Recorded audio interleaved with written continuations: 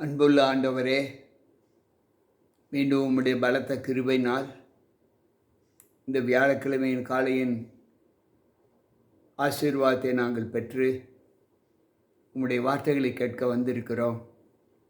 எங்கள் ஒவ்வொருவரோடும் உம்முடைய கிருபை தங்கி எங்களை காத்துக்கொள்ளும். மீட்பர் இயேசு கிறிஸ்துவின் நாமத்தில் ஜெபிக்கிறேன் நல்ல பிதாவே, ஆமென். அன்பு பிள்ளைகளே, கர்த்தருடைய வார்த்தைகளோடு மீண்டும் நாம் சங்கமமாகி அவருடைய ஆசீர்வாதத்தின் பலத்தினால் இந்த காலையின் பொழுதை காண்பதற்கு கிருபை கொடுத்த தேவனுக்கு நன்றிகளை ஏறெடுத்து வந்திருக்கின்ற உங்கள் அனைவருக்கும் இந்த நாளின் காலையின் வாழ்த்துக்களை தெரிவித்துக் கொள்கிறேன். கர்த்தர் நம்மோடு இருப்பாராக. இன்றைக்கு தியானத்திற்கென்று நாம் எடுத்துக்கொள்ளப்பட்ட வேத பகுதி 8வது சங்கீதம். இந்த 8வது சங்கீதத்தில் 9 வசனங்கள் பதிக்கப்பட்டு இருக்கிறது. இந்த சங்கீதம் கித்தீத் என்ற வாத்தியத்தில் வாசிக்கப்பட்ட ஒரு சங்கீதம். தாவீது இதை பாடுகிறார். அதனுடைய துவக்கம் இப்படி இருக்கிறது: எங்கள் ஆண்டவராகிய கர்த்தாவே, உம்முடைய நாமம் பூமி எங்கும் எவ்வளவு மேன்மையுள்ளதாய் இருக்கிறது. உம்முடைய மகத்துவத்தை வானங்களுக்கு மேலாக வைத்தீர். இந்த லோகத்தில் தேவன் ஒருவர் உண்டு என்றால் அந்த தேவன் அவர்தான். இந்த பூமி முழுவதும் மகத்துவமான நாமத்தை உடையவர் அவர் என்று வேதம் சொல்லுகிறது. 113வது சங்கீதம் 14வது வசனம் இப்படி சொல்லுகிறது: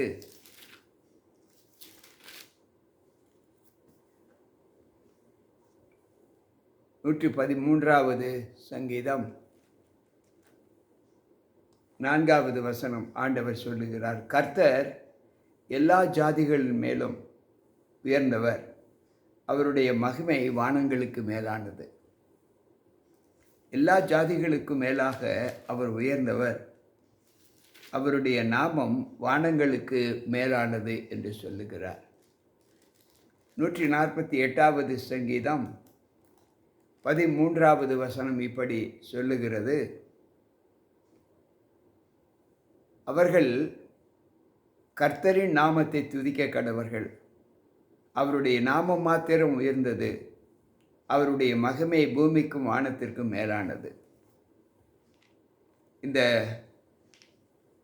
வார்த்தை தேவனுடைய நாமத்தை குறித்து இந்த 3 சங்கீதங்களிலே நாம் வாசிக்கிறோம். கர்த்தருடைய நாமம் மாத்திரம் உயர்ந்தது. இந்த உலகத்தில் வேறு எந்த நாமமும் உயர்ந்ததல்ல, ஆண்டவராக இயேசு கிறிஸ்துவனுடைய நாமம் மட்டுமே உயர்ந்தது என்று சங்கீதக்காரர் பாடுகிறார். 8வது சங்கீதம் 2வது வசனம் சொல்லுகிறது: பகைங்கனையும் பழிகாரனையும் அடக்கி போட தேவரீர் உம்முடைய சத்துருக்களின் நிமித்தம் குழந்தைகள் பாலகர் வாயினால் பலன் உண்டு பண்ணினீர். இங்கு ஆண்டவர் சொல்லுகிற வார்த்தை என்னவென்றால், பகைங்கனையும் பழிகாரனையும் அடக்கி போட தேவரீர் அவருடைய சத்துருக்களின் நிமித்தம் குழந்தைகள் பாலகர் வாயினால் பலன் உண்டு பண்ணினீர். தேவன் அவருக்கு யார் சத்துருவாக இருக்க வேண்டும் இருக்கிறார்களோ அவர்களை ஒடுக்கி போடுவதற்கு பாலகருடைய வாயினால் பலன் உண்டு பண்ணுகிறார் என்று சங்கீதம் சொல்லுகிறது. இதை குறித்து மத்தேயு நற்செய்தி நூலிலே 21வது அதிகாரம் 16வது வசனத்திலே ஆண்டவர் சொல்லுகிற அந்த வார்த்தையை நாம் தியானிப்போம். மத்தேயு 21:16. அவரை நோக்கி, இவர்கள் சொல்லுகிறதை கேட்கிறீரோ என்றார்கள். அதற்கு இயேசு, ஆம் கேட்கிறேன். குழந்தைகளுடைய வாயினாலும் பாலகருடைய வாயினாலும் துதி உண்டாகும்படி செய்தீர் என்பதை நீங்கள் ஒரு காலம் வாசிக்கவில்லையா? பாலகர் மூலமாகவும் குழந்தைகள் மூலமாகவும் அவருடைய துதியை சொல்லிக் கொடுப்பேன் என்று சங்கீதக்காரர் 8வது சங்கீதம் 2வது வசனத்தில் சொன்ன வாக்கியத்தை ஆண்டவர் மத்தேயு 21:16 நினைவுபடுத்துகிறார். மேலும் பவுல் சொல்லும்போது அவருடைய நாமத்தின் மகிமையை குறித்து அவர் சொல்லும்போது 1 கொரிந்தியரின் புஸ்தகம் அங்கு ஆண்டவர் சொல்லுகிற வார்த்தை என்ன என்றால் 1 கொரிந்தியர் 1வது அதிகாரம் 27வது வசனத்திலே அவர் சொல்லுகிற வார்த்தை 1 கொரிந்தியர் 1வது அதிகாரம் 27வது வசனம் அவர் சொல்லுகிறார், ஞானிகளை வெட்கப்படுத்தும்படி தேவன் உலகத்தில் பைத்தியக்காரர்களை தெரிந்து கொண்டார். பலமுள்ளவைகளை வெட்கப்படுத்தும்படி தேவன் உலகத்தின் பலவீனமானவைகளை தெரிந்து கொண்டார். கர்த்தருடைய துதியை சொல்லுவதற்கு ஆண்டவர் சிறு பிள்ளைகளையும் குழந்தைகளையும் அவர் தெரிந்து கொண்டார் என்று இங்கு வேதம் சொல்லுகிறது. மேலும் 44வது சங்கீதத்தை நாம் வாசிப்போம் என்றால் 44வது சங்கீதம் அங்கு 16வது வசனம் சொல்லுகிறது, என் இலச்சை நித்தம் எனக்கு முன்பாக இருக்கிறது, என் சமூகத்தின் வெட்கம் என்னை மூடுகிறது என்று சொல்லுகிறார். என் லச்சை எப்பொழுதும் எனக்கு முன்பாக நிற்கிறது, வெட்கம் என்னை மூடிக்கொண்டிருக்கிறது என்று சொல்லுகிறார். அன்பு பிள்ளைகளே, உமது விரல்களின் கிரியையாகிய உம்முடைய வானங்களையும் நீர் ஸ்தாபித்த சந்திரனையும் நட்சத்திரங்களையும் நான் பார்க்கும்போது 8வது சங்கீதம் 3வது வசனம் சொல்லுகிறது, அவர் ஸ்தாபித்த அவர் உருவாக்கின வானங்களையும் அவைகளுள்ள கிரியைகளையும் சந்திரனையும் நட்சத்திரங்களையும் நான் பார்க்கும்போது என்று சொல்லுகிறார். அன்பு பிள்ளைகளே, அவர் தம்முடைய வாயின் வார்த்தைகளை கொண்டு இந்த பூமியை எப்படி உண்டாக்கினார் என்பதை நாம் பார்க்க போகிறோம். 111வது சங்கீதம் 2வது வசனம் சொல்லுகிறது, கர்த்தரின் செய்கைகள் பெரியவைகளும் அவைகளில் பிரியப்படுகிற எல்லாராலும் ஆராயப்படுகிறவர்களுமாய் இருக்கிறது. இந்த லோகத்தை படைத்த தேவன் இந்த வானத்தையும் பூமியையும் சந்திரனையும் நட்சத்திரங்களையும் இந்த பூமியையும் எப்படி உண்டாக்கினார் என்று, இவ்வளவு பெரிய படைப்பை தேவன் எப்படி உண்டாக்கினார் என்று அறிய முடியுமா? மனிதனுடைய சுயசக்தியினால் அறிய முடியாது. இந்த லோகத்தில் வானங்களை பூமியை உண்டாக்கின தெய்வம் ஒன்று உண்டு என்றால் அது ஆண்டவர்தான், இயேசு கிறிஸ்து தான் என்பதை வேதம் சித்தரித்து காண்பிக்கிறது. 8வது சங்கீதம் 4வது வசனம் சொல்லுகிறது, மனுஷனை நீர் நினைக்கிறதற்கும் மனுஷகுமாரனை நீர் விசாரிக்கிறதற்கும் அவன் எம்மாத்திரம் என்கிறேன். மனுஷனை நீ நினைக்கிறதற்கும் மனுஷகுமாரனை விசாரிக்கிறதற்கும் எம்மாத்திரம். இதிலே இந்த சத்தியத்திலே யோபுவின் புஸ்தகத்திலே 7வது அதிகாரத்திலே 17வது வசனம் இப்படி சொல்லுகிறது. யோபு 7வது அதிகாரம் 17வது வசனம் சொல்லுகிறது, மனுஷரை நீர் ஒரு பொருட்டாக எண்ணுகிறதற்கும் அவன் மேல் சிந்தை வைக்கிறதற்கும் அவன் எம்மாத்திரம் என்று சொல்லுகிறார். இன்றைக்கு மனிதர்கள் எப்படிப்பட்ட படைப்பில் படைக்கப்பட்டார்கள்? ஆண்டவர் மனிதனை மண்ணிலிருந்து எடுத்து உருவாக்கி தேவ சாயலாகவே நம்மை படைத்தார். முதலாவது ஆணை படைத்தார். தேவன் எப்படி இருக்கிறாரோ அந்த சாயலாக மனிதனை படைத்தார். நாம் படைக்கப்பட்ட விதம் மிகவும் எவ்வளவு பெரிய மகிமைக்குரியது என்பதை மனுமக்கள் நாம் உணர வேண்டும். அந்த உணர்விலே தேவன் நம்மை படைத்திருக்கும்போது நாம் தேவ மகிமையை எப்படி நாம் அனுபவிக்கிறோம் என்பதை யோசித்து பார்ப்போம். யோபுவின் புஸ்தகம் 10வது அதிகாரம் 12வது வசனம் இப்படி சொல்லுகிறது, எனக்கு ஜீவனை தந்ததும் அல்லாமல் தயவையும் எனக்கு பாராட்டினீர். உம்முடைய பராமரிப்பு என் ஆவியை காப்பாற்றினது. அன்பு பிள்ளைகளை, யோபு பக்தன் சொல்லுகிறார், எனக்கு ஜீவனை கொடுத்தது மட்டுமல்லாமல்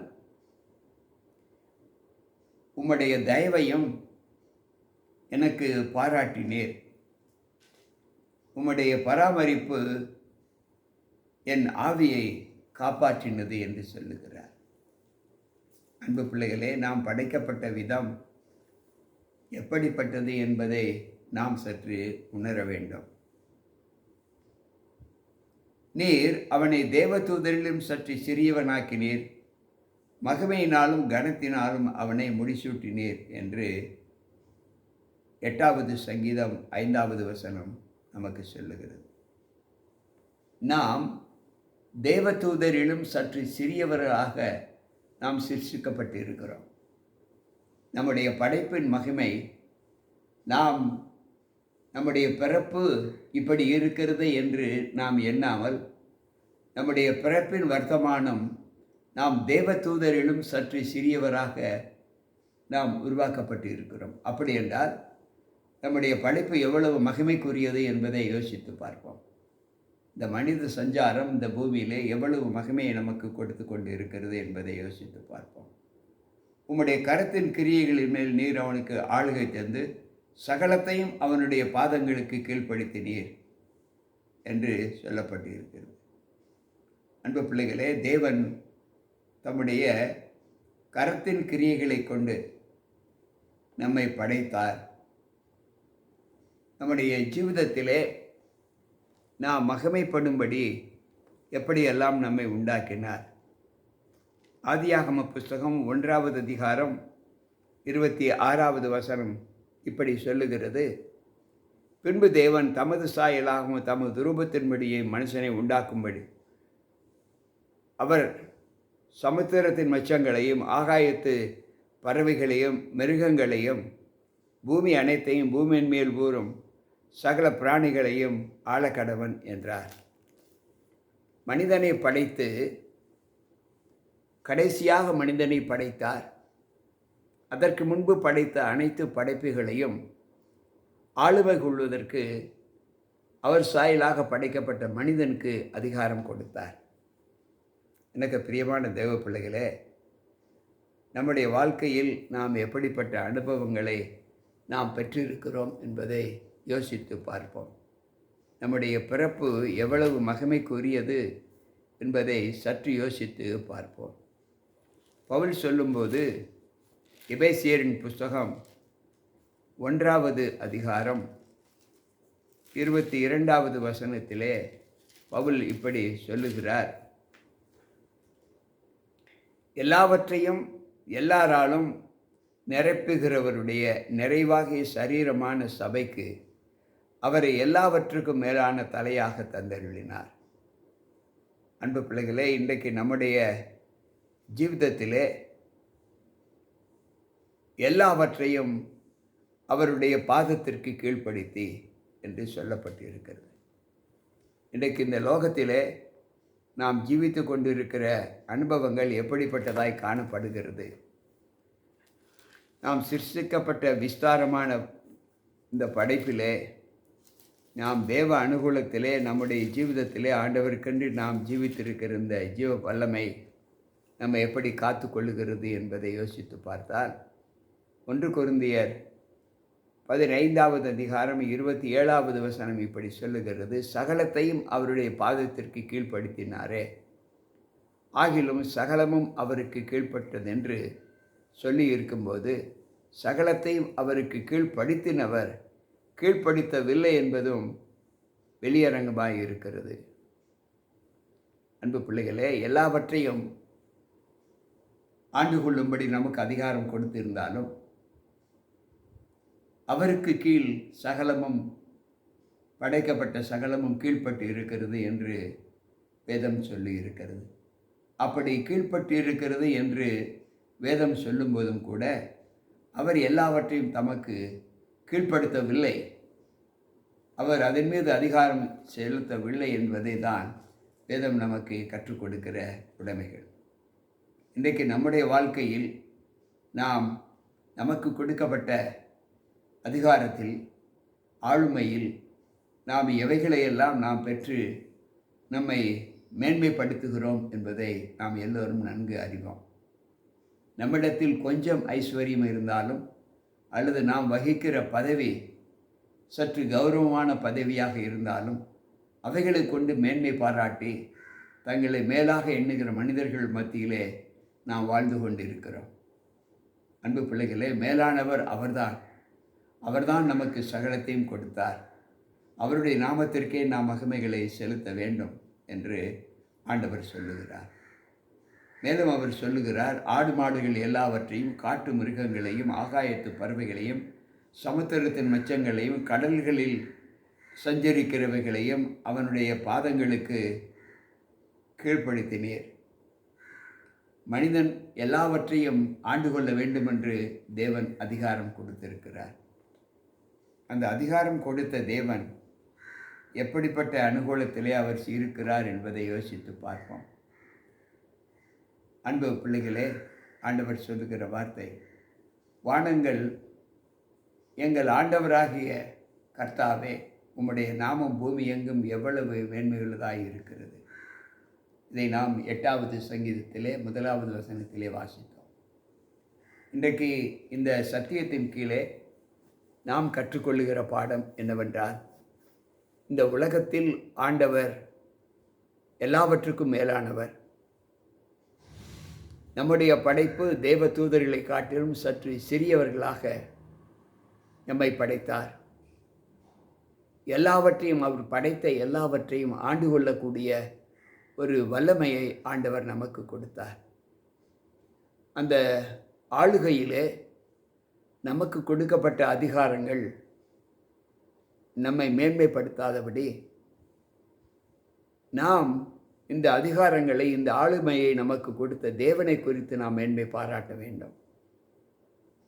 நமக்கு கொடுக்கப்பட்ட பதவியோ, அந்தஸ்தோ, ஐஸ்வர்யமோ நம்மை உயர்த்தாதபடி அநேகரிடத்தில் அன்பு காண்பிக்கிற அடக்கமுள்ள பிள்ளைகளாக நம்மை ஆண்டவர் வழி நடத்த வேண்டும். அப்படிப்பட்ட வழியிலே நாம் நடக்க வேண்டும் என்று இந்த 8வது சங்கீதம் நமக்கு கற்றுக் கொடுக்கிறது.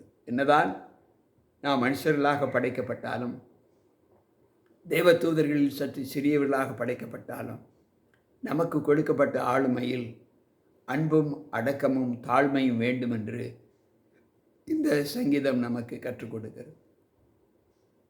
படைக்கப்பட்டவைகளை நாம் ஆளுமை செய்யும்போது படைத்தவரை மறந்து விடாமல், நமக்கு மேலான ஒரு ஆளுநர் இருக்கிறார், அவர்தான் இந்த லோகத்தை படைத்தவர் என்பதை நாம் அறிந்து அவருக்கு பயந்து நடந்து அவருடைய நாமத்தை மகிமைப்படுத்த இந்த காலை வேளையில் வந்திருக்கிற நம் ஒவ்வொருவரோடும் தேவகிருபை தங்கி இருக்கும்படியாய் ஜெபிப்போம். அன்பு ஆண்டவரே, எல்லா நாமத்திற்கும் மேலான உயர்ந்த நாமம் உம்முடைய நாமம் என்று நாங்கள் அறிந்து கொண்டோம். அந்த நாமத்தின் வல்லமையிலே நீர் எங்களுக்கு தந்த ஆளுமையின் அதிகாரங்களை நாங்கள் அதிகாரமாய் ஆண்டு கொள்ளாமல் அன்போடும் அடக்கத்தோடும் யூகத்தோடும் அந்த ஆளுகையிலே நாங்கள் ஜீவிக்க எங்களை பலப்படுத்தும். எல்லா நிலைகளிலும் ஆண்டவரே, நாங்கள் உமக்கு அன்பு செலுத்தி உம்முடைய நாமத்தை மற்றும் நாங்கள் மேலாக்க மகிமைப்படுத்த எங்களை உம்முடைய கரத்தில் ஒப்புக் கொடுக்கிறோம். கேட்டுக்கொண்டிருக்கிற ஒவ்வொருவரும் இந்த ஜீவன் உம்மால் வந்தது, இந்த வாழ்க்கை உம்மால் வந்தது என்பதை நாங்கள் உணர்ந்து, நீர் அல்லாமல் எங்களுடைய வாழ்க்கையில் சந்தோஷம் இல்லை ஆண்டவரே, நீர் அல்லாமல் எங்களுடைய வாழ்க்கையில் மகிமை இல்லை, எல்லாவற்றுக்கும் காரணம் நீர் என்பதை நாங்கள் அறிந்து உம்மிடத்தில் அன்பு காட்டுகிற உம்முடைய நாமத்தை மகிமைப்படுத்துகிற பிள்ளைகளாய் எங்களை ஒப்புக் கொடுக்கிறோம். கேட்டுக்கொண்டிருக்கிற ஒவ்வொரு பிள்ளைகளோடும் உம்முடைய கிருபை இருந்து எங்களை நல்வழிப்படுத்தும். மீட்பர் இயேசு கிறிஸ்துவின் நாமத்தில் ஜெபிக்கிறேன் நல்ல பிதாவே, ஆமென். அன்பு பிள்ளைகளே, நல்ல ஒரு சங்கீதத்தை ஆண்டவர் நமக்கு கற்றுக் கொடுத்தார். கர்த்தருடைய நாமம் மாத்திரம் மகிமைப்பட அவருடைய ஆளுகையிலே நாமும் அடக்கமுள்ள பிள்ளைகளாக வாழ நம்ம ஒப்புக் கொடுப்போம். மீண்டும் நாளை சந்திப்போம். உங்கள் போதகர் ஜி.கே. ராபர்ட். கர்த்தர் நம் அனைவரோடு கூட இருப்பாராக. ஆமென்.